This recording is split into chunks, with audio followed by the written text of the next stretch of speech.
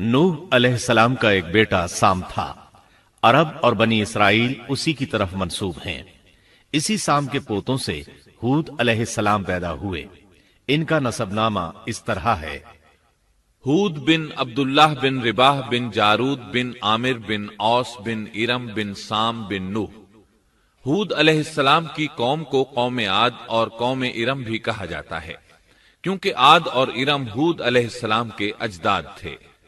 قوم ہود احقاف نامی ایک بستی میں آباد تھی، اور یہ بستی عمان اور حضرہ موت کے درمیان ریت کے ٹیلوں والے علاقے میں تھی۔ عربی میں احقاف ریت کے ٹیلوں کو کہتے ہیں۔ یہ علاقہ سمندر کے کنارے واقع تھا اور شہر کے نام سے پکارا جاتا تھا۔ قرآن مجید میں سورۃ الاحقاف آیت 21 میں اللہ تعالیٰ نے انہیں ان کی بستی کی طرف منسوب کرتے ہوئے مخاطب کیا ہے۔ اور عاد کے بھائی کو یاد کرو جبکہ اس نے اپنی قوم کو احقاف میں ڈرایا۔ قوم عاد کے لوگ اپنی رہائش کے لیے خیمے پسند کرتے تھے۔ ان کے خیمے بہت مضبوط اور پختہ ہوتے تھے۔ یہ لوگ ان کو بڑی مہارت سے بناتے تھے، پھر ان پر فخر کرتے تھے۔ اللہ تعالیٰ سورۃ الفجر آیات 6 تا 8 میں فرماتے ہیں: کیا آپ نے نہیں دیکھا کہ آپ کے رب نے عاد کے ساتھ کیا کیا، جو نسل ارم سے تھے، ستونوں والے تھے، جن کے مانند کوئی قوم دنیا کے ممالک میں پیدا نہیں کی گئی۔ اللہ تعالیٰ نے ان کی کاریگری اور فن کی ایک مثال دی ہے کہ وہ ایسے خیموں میں آباد تھے جن کے ستون بہت مضبوط تھے، طاقتور تھے۔ ان لوگوں نے شہروں اور بستیوں کو ایسی کاریگری سے بنایا کہ ان کے متعلق عجیب و غریب روایات مشہور ہو گئیں۔ یہ نرم زمین میں خیمے بناتے تھے، اس کے ساتھ پہاڑوں میں محل بھی بناتے تھے۔ حالانکہ رہائش کے لیے زمین پر خیمے موجود تھے، گویا بیکار دولت اور وقت برباد کرتے، پھر اس پر فخر کرتے۔ شہروں میں جو راستے اور سڑکیں تھیں وہ بہت چوڑی تھیں۔ ان جیسے طویل اور قوی لوگ بعد میں پیدا نہیں ہوئے۔ کاریگری اور فنکاری میں یہ لوگ اس مقام تک پہنچے کہ پھر کوئی نہ پہنچ سکا۔ یہ لوگ عرب تھے اور عربی میں بات چیت کرتے تھے۔ ہود علیہ السلام بھی عربی تھے۔ اسماعیل علیہ السلام سے پہلے کے عرب باشندے عرب عاربہ کہلاتے ہیں۔ ان کے مشہور قبائل یہ ہیں: عاد، سمود، جرہم، امین، قحطان اور مدین وغیرہ۔ ابراہیم علیہ السلام کی اولاد میں اسماعیل علیہ السلام کے بعد آنے والے لوگ عرب مستعربہ کہلاتے ہیں۔ اسماعیل علیہ السلام عربی نہیں تھے، کنعانی تھے۔ جب ابراہیم علیہ السلام اسماعیل علیہ السلام کو مکہ معظمہ میں چھوڑ آئے اور اسماعیل علیہ السلام نے عربوں سے میل جول قائم کیا تو ان سے عربی سیکھ لی اور اس میں بہت مہارت پیدا کر لی، یہاں تک کہ آپ کو عرب کا فصیح کہا جانے لگا۔ اہل عرب میں فصاحت و بلاغت آپ ہی سے آئی۔ رسول اللہ صلی اللہ علیہ وسلم بھی اسی انداز میں فصیح و بلیغ عربی میں بات کرتے تھے۔ طوفان نوح کے بعد جب دوبارہ لوگوں کو پیدا کیا گیا تو وہ ایک مرتبہ پھر ان بستیوں میں رہنے کے لیے چلے گئے جہاں نوح علیہ السلام رہا کرتے تھے۔ نوح علیہ السلام شام کے شمال اور ترکی کے جنوبی علاقوں میں رہا کرتے تھے۔ لوگ یہاں آباد ہو گئے، پھر یہاں سے کچھ لوگ فلسطین اور شام کی طرف ہجرت کر گئے اور کچھ لوگ جزیرے کی طرف ہجرت کر گئے، اور قوم عاد جزیرے کے جنوب میں آ کر آباد ہو گئی۔ اس وقت تمام لوگ توحید پر تھے۔ طوفان کے ساتھ جب زمین پامال ہو گئی تو اس پر سوائے نوح علیہ السلام کی اولاد کے اور کوئی زندہ نہ رہا۔ یہ لوگ توحید پرست تھے، لیکن وقت کے ساتھ ساتھ قوم عاد آباد ہوئی اور شیطان نے ان کے دلوں میں وسوسہ ڈالا۔ اس طرح وہ شیطان کی عبادت کرنے لگے۔ چنانچہ قوم نوح کے بعد سب سے پہلے جس قوم نے بت پرستی اختیار کی وہ قوم عاد تھی۔ اس قوم کو اللہ تعالیٰ نے بہت ڈیل ڈال دیا تھا۔ وہ بہت طاقتور قوم تھی۔ مفسرین بیان کرتے ہیں کہ ان کے جسم بہت مضبوط اور ٹھوس تھے، قد بہت لمبے تھے۔ آدم علیہ السلام کا قد 60 ہاتھ تھا۔ اس قوم کا قد بھی قریباً اتنا ہی تھا۔ اس طرف سورۃ الاعراف آیت 69 میں اشارہ موجود ہے۔ اللہ تعالیٰ فرماتے ہیں: اور تم وہ حالت یاد کرو جب اللہ نے تمہیں قوم نوح کے بعد جانشین بنایا اور ڈیل ڈول میں تمہیں زیادہ پھیلاؤ دیا، سو تم اللہ کی نعمتوں کو زیادہ یاد کرو تاکہ تم فلاح پا جاؤ۔ ہود علیہ السلام کی زبانی اللہ تعالیٰ ان کی فنکاری کو بیان کرتے ہوئے فرماتے ہیں کہ ہود علیہ السلام نے ان سے کہا، کیا تم ایک ایک ٹیلے پر بطور کھیل نشان لگا رہے ہو؟ مطلب یہ کہ یہ لوگ پہاڑوں کی چوٹیوں پر محل تعمیر کرتے تھے۔ جب ان سے کہا جاتا کہ تم رہتے تو زمین پر ہو اور گھر پہاڑوں پر بناتے ہو، اس کی کیا وجہ ہے؟ اور تم اتنے مضبوط محل تعمیر کر رہے ہو، گویا ہمیشہ یہیں رہو گے۔ وہ لوگ دراصل ٹیلوں، گھاٹیوں، دروں اور پہاڑوں پر عمارات تعمیر کرتے تھے، اور ان کا مقصد ان میں رہنا نہیں تھا، بلکہ صرف کھیل کود کے لیے ایسا کرتے تھے۔ ہود علیہ السلام نے انہیں جھنجھوڑا کہ تم ایسا کام کیوں کرتے ہو جس کا کوئی مقصد نہیں، جس کام کے فضول ہونے میں کوئی شک نہیں۔ ہود علیہ السلام انہیں واعظ کرتے تھے۔ اے میری قوم، اللہ نے تمہیں بڑی قوت سے نوازا ہے۔ تمہاری طاقت کا عالم یہ ہے کہ جب تم کسی پر ہاتھ ڈالتے ہو تو ظلم کرتے ہو، کوئی شخص تمہارے سامنے آنا گوارا نہیں کرتا۔ لہذا اللہ سے ڈرو اور میری پیروی کرو، اس سے ڈرو جس نے ان چیزوں سے تمہاری مدد کی۔ اللہ تعالیٰ نے اپنی ہر طرح کی نعمت، مال، اسباب، اولاد، باغات، شہر، قوت، جسامت اور صنعت کاری سے تمہیں نوازا ہے، لہذا تم اللہ سے ڈرو اور میری اطاعت کرو۔ لیکن ان کی قوم نے کوئی اثر نہ لیا، نہ ان پر ایمان لائی، الٹا لگی تکبر کرنے، اللہ کی حمد کی بجائے اس کی ناشکری کرنے لگی۔ اور تکبر کے بارے میں بات یہ ہے کہ جب سے ابلیس نے اس کو اختیار کیا، یہ اس وقت سے آزمائش بن چکا ہے۔ اللہ تعالیٰ سورہ حامیم السجدہ آیت 15 میں فرماتے ہیں، پس قوم عاد نے تو بے وجہ زمین میں سرکشی شروع کر دی اور کہنے لگے کہ ہم سے زوراور کون ہے؟ کیا انہیں یہ نظر نہ آیا کہ جس اللہ نے انہیں پیدا کیا ہے وہ ان سے بہت ہی زیادہ زوراور ہے؟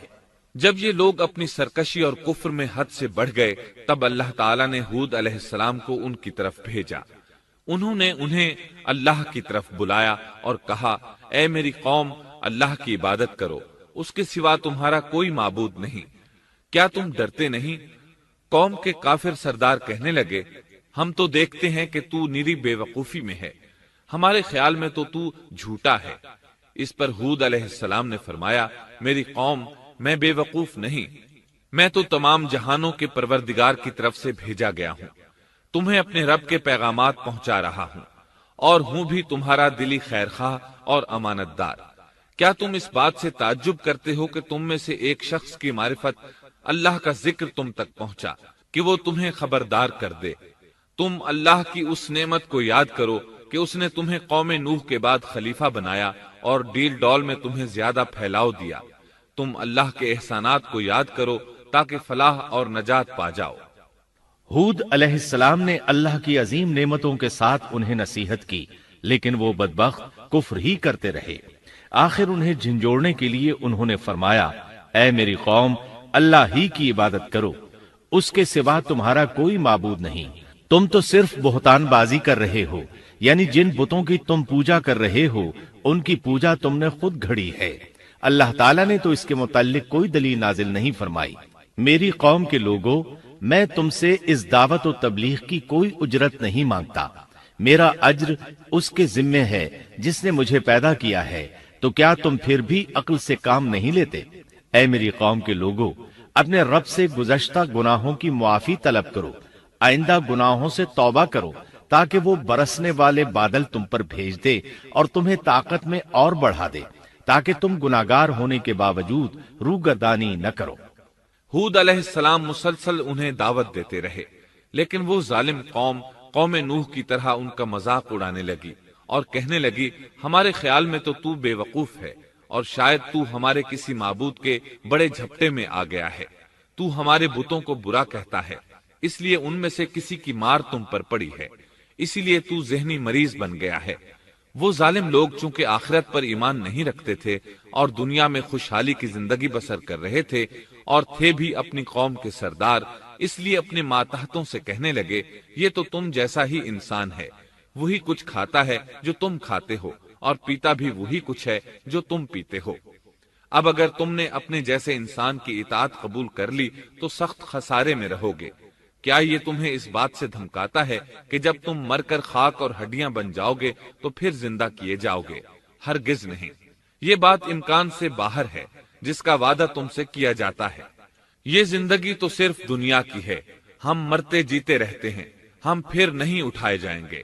یہ تو وہ شخص ہے جس نے اللہ پر جھوٹ باندھا ہے، ہم اس پر یقین کرنے والے نہیں۔ ہود علیہ السلام انہیں دعوت دیتے رہے یہاں تک کہ ان کی قوم نے واضح طور پر کہہ دیا کہ آپ ہمیں واز سنائیں یا نہ سنائیں، ہم تو اپنی روش نہیں چھوڑیں گے، یہ تو پرانے لوگوں کا دین ہے۔ اس طرح قوم انہیں مسلسل جھٹلاتی ہی رہی۔ آخر ہود علیہ السلام نے بھی انہیں کھلم کھلا دھمکی دی اور فرمایا، لوگوں سنو، میں صرف تمہیں ہی نہیں اللہ کو بھی گواہ بنا کر اعلان کرتا ہوں کہ اللہ کے سوا جس کی عبادت ہو رہی ہے میں ان سب سے بری طرح بیزار ہوں۔ اب تم ہی نہیں اپنے ساتھ اوروں کو بھی بلا لو اور اپنے ان سب جھوٹے معبودوں کو بھی بلا لو، اور تم سے جو ہو سکے مجھے نقصان پہنچا دو، مجھے کوئی مہلت نہ دو، نہ مجھ پر ترس کھاؤ۔ یہ فرمانے کے بعد انہوں نے اللہ سے دعا کی، اے پروردگار، ان کے جھٹلانے پر تو میری مدد فرما۔ اللہ کی طرف سے آپ کو جواب ملا، یہ تو بہت ہی جلد اپنے کیے پر پچھتانے لگیں گے۔ اللہ کے نبی کا انکار کرنے، اس سے بغض رکھنے اور اس کا مذاق اڑانے والوں کا انجام کیا ہوا؟ اللہ نے انہیں ایسے زناٹے کی آندھی سے تہس نہس کیا کہ جس کی تاریخ میں مثال نہیں ملتی۔ اللہ نے ان سے بارش روک لی، اس سے خشک سالی کی کیفیت پیدا ہو گئی، درخت اور پھل ختم ہو گئے، وہ لوگ بارش کی خواہش کرنے لگے۔ اسی حالت میں ایک دن اللہ نے انہیں عذاب دینے کا ارادہ فرمایا۔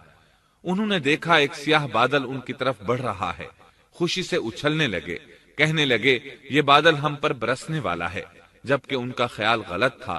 دراصل ابر کی صورت میں یہ وہ قہر الہی تھا جس کے آنے کی وہ جلدی مچا رہے تھے۔ وہ عذاب ان کی بستیوں کی تمام چیزوں، پھلوں، خیموں، درختوں کو تہس نہس کرتا ہوا آیا۔ اسے اللہ کا یہی حکم تھا۔ آندھی اس قدر زبردست تھی کہ پہاڑوں پر ان کے تعمیر کردہ محلوں تک کو اڑا لے گئی۔ مجرموں کا یہی بدلہ ہے۔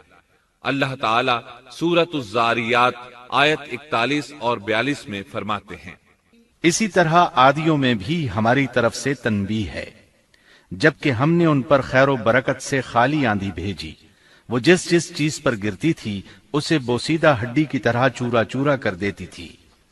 اس آندھی نے ہر چیز کو فنا کر کے رکھ دیا۔ اللہ تعالیٰ ان کی تباہی ایک جگہ ان الفاظ میں بیان کرتے ہیں، قوم عاد نے بھی جھٹلایا، پس کیسا ہوا میرا عذاب اور میری ڈرانے والی باتیں۔